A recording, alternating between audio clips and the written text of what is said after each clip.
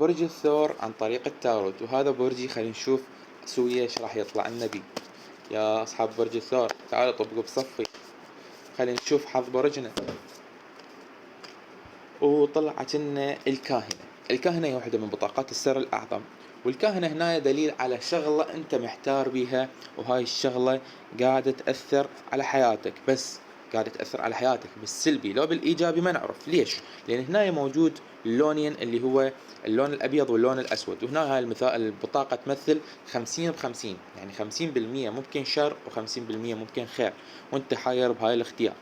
حتى تختار صحيح ابعد، انطي مسافة حتى تشوف قدامك زين. تمام، يعني شلون اوضحها لكم بصورة احسن، انه حتى تختارون بشكل ممتاز تحتاجون تفكرون بهاي الشغلة. اما تفكرون بها ويا اشخاص واعين، او تفكرون بها ويا نفسكم بورقة وقلم، ولا تستهينون بالتفكير بالورقة والقلم، لان يوم تكتبون مشاكلكم راح تلقون حلولها بشكل مبسط.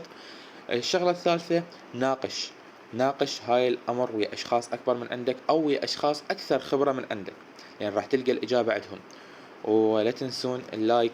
وهذا برجنا برج الثور، ساعدونا المقطع مال برج الثور، وتحياتنا لكم ولجميع الأبراج إن شاء الله.